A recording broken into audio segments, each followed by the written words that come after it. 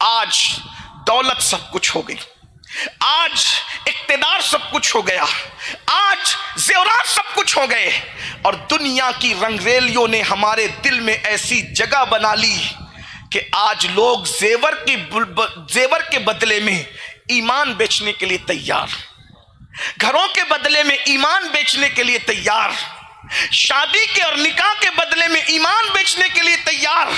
میرے آقا صلی اللہ علیہ وآلہ وسلم کی کنیزوں، فرعون جیسا بادشاہ اس کا انجام دیکھ لو، نمرود جیسا بادشاہ اس کا انجام دیکھ لو، بخت نصر جیسا بادشاہ اس کا انجام دیکھ لو، شداد جیسا مالدار اس کا انجام دیکھ لو، قانون جیسا مالدار اس کا انجام دیکھ لو۔ کہاں ہے وہ لوگ جن کی عظمتوں کے ڈنکے بجا کرتے تھے؟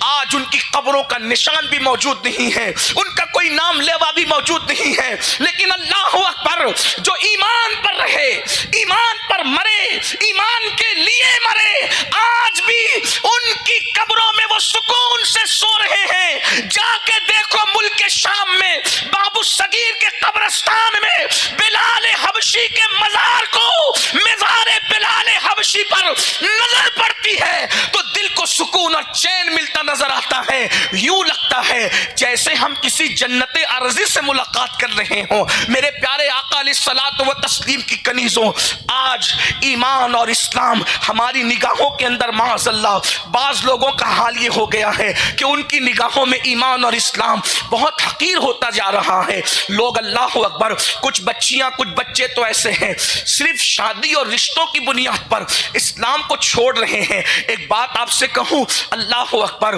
میرے آقا صلی اللہ علیہ وآلہ وسلم کی کنیزوں، ایک شوہر کسی کا ساتھ کتنا دے سکتا ہے، ایک بیوی کسی کا ساتھ کتنا دے سکتی ہے، ایک زندگی کسی کا ساتھ کتنا دے سکتی ہے؟ غالب نے کہا تھا، آہ کو چاہیے ایک عمر اثر ہونے تک، کون جیتا ہے تیری زلف کی شب ہونے تک۔ انسان زندہ کتنا رہے گا؟ اگر کوئی وفا بھی کرے تو کہاں تک کرے گا؟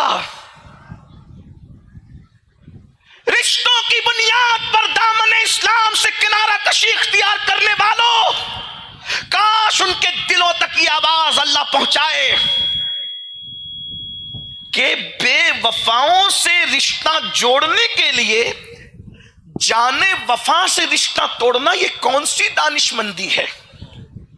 ہمارے نبی صرف وفا نہیں ہے بلکہ جانے وفا ہے، اور جانے وفا اس لیے ہے کہ جہاں ماں کام نہیں آئے گی اس قبر میں بھی مصطفیٰ جان رحمت امتی کے پہنچنے سے پہلے پہنچتے نظر آئیں گے۔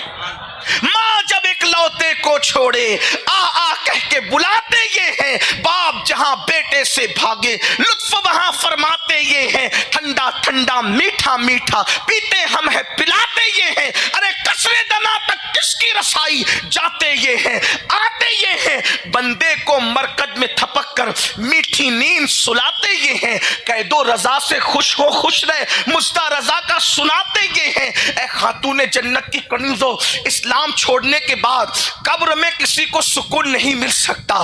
پڑھو ان داستانوں کو، پڑھو ان روایات کو، پڑھو کہ اہل کفر پر کیا عذاب ہوگا۔ بلکہ قرآن کہتا ہے قیامت کے دن منکرین اسلام کو وہ عذاب ہوگا۔ قرآن کہتا ہے یوم یقوم الروح، بلکہ قرآن اس کے اینڈ میں کہتا ہے وَيَقُولُ الْكَافِرُ يَا لَيْتَنِي كُنْتُ تُرَابًا، خدا کا عذاب دیکھ کر کافر کہیں گے کاش ہم مٹی بنا دیے جاتے، کاش ہم مٹی ہو جاتے۔ خدا کا عذاب کافروں پر یہ ہے، اللہ اکبر، جہنم کے اندر آگ کی پیٹیوں میں ان کو بند کر کے آگ کے تالے لگا دیے جائیں گے۔ اے خاتون جنت کی کنیزوں، دولت کے لیے، شہرت کے لیے، فیشن کے نام پر، زیورات کے نام پر دین چھوڑنے کا مطلب کیا ہے؟